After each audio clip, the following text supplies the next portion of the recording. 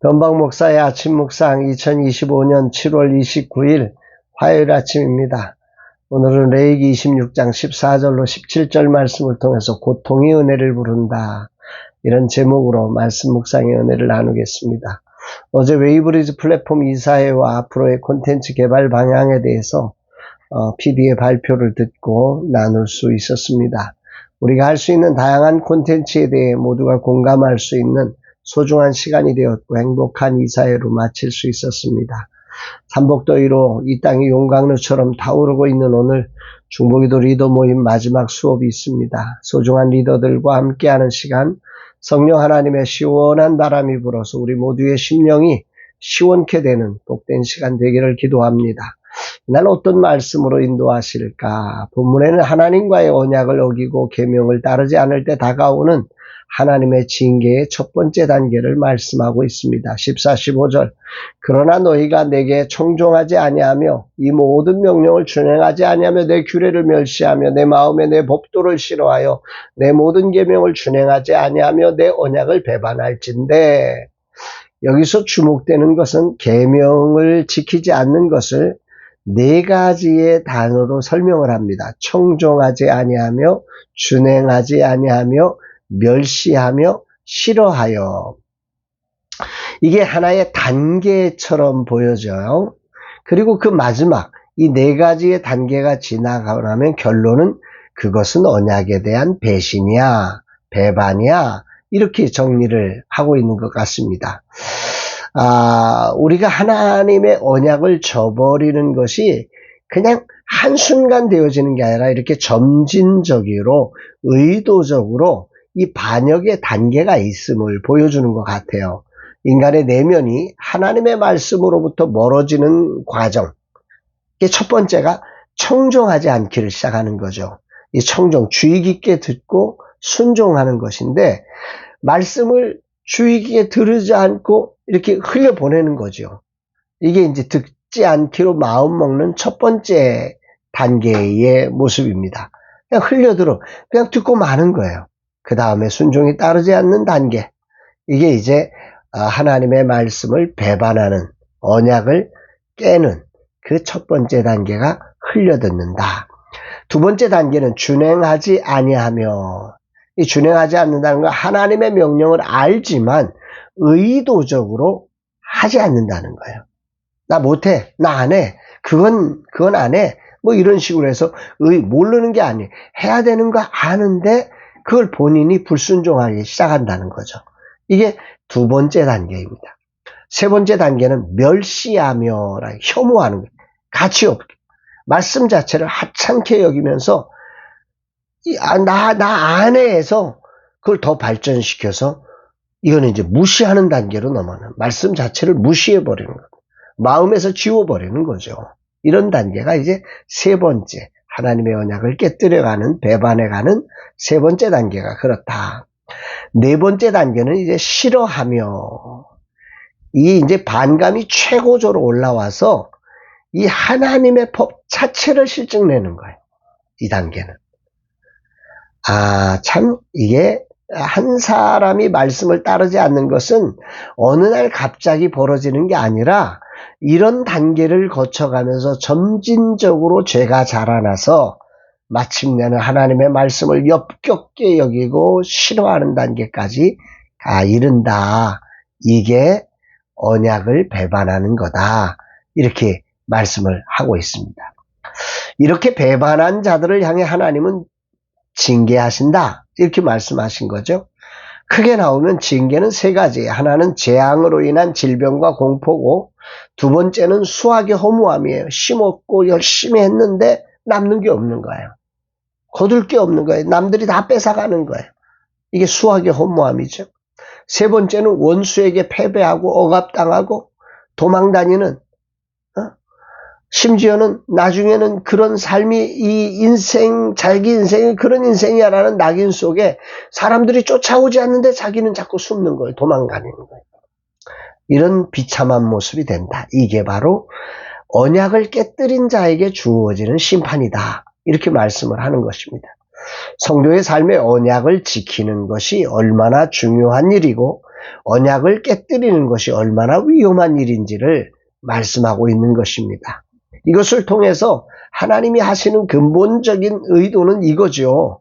너가 누군지 아니? 이 말씀 안에 있을 때 네가 행복해지고 이 말씀을 떠나면 너희들은 정말 위험한 사람이야. 너희의 힘이 누군지 아니?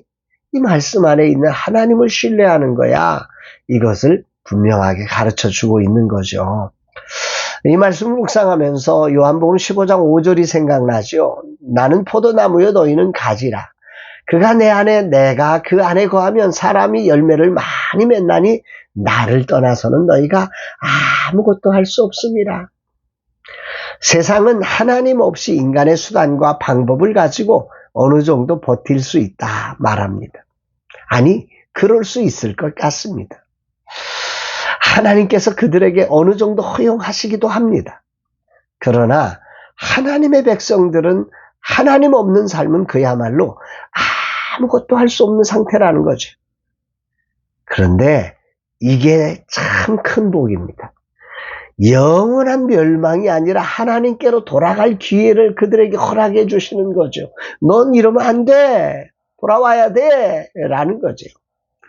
성도의 가장 비참한 자리는 누구도 쫓지 않아도 도망다니는 그 비참한 신세가 있음에도, 그런데 그 비참한 신세가 비참한 게 아니라 그럼에도 하나님께로 돌아가지 않고 하나님을 원망하며 의도적인 반역을 만드는 그 시간이 가장 힘겹고 비참한 시간이라는 거죠.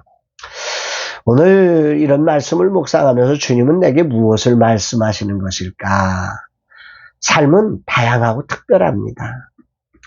계절이 봄, 여름, 가을, 겨울이 있듯이 그 모든 계절이 조화가 있어 그 조화로 인해서 그 아름다운 열매가 만들어지는 거지 않습니까?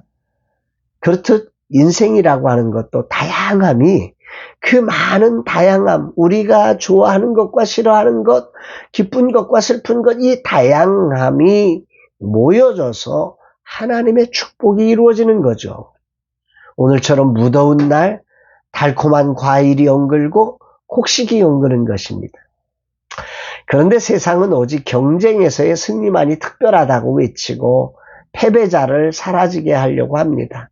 여름과 겨울을 지워버리고 봄과 가을만 추구하게 합니다. 그러나 그것은 옳지 않습니다. 세상은 그게 잘 사는 길이라고 얘기하지만 그건 결코 잘 사는 길이 아닙니다. 봄, 여름, 가을, 겨울이 온전한 순환을 할 때 그게 참 잘 사는 삶이라는 거지요. 이런 세상을 살면서 나도 모르게 경쟁에서의 패배를 통해 하나님의 말씀을 따르는 일에 조금씩 의심과 불안함과 두려움과 심지어 나중에 혐오하고 그 말씀을 아예 거절하려고 하는, 그래서 언약의 배반자가 되게 하는 이 죄의 자라남이 일어나는 것이 우리의 삶이 아닌가 싶습니다. 하나님 나라의 정체성을 가지고 모든 것들이 합력하여 선을 이룸을 믿어야 하고 그 계절마다의 그 다양함 속에 당당히 말씀을 따라감으로 세상이 만들 수 없는 하나님 나라를 이루고 세상의 빛으로서 거룩한 삶을 세상에 보여내야 하는 게 우리의 삶입니다.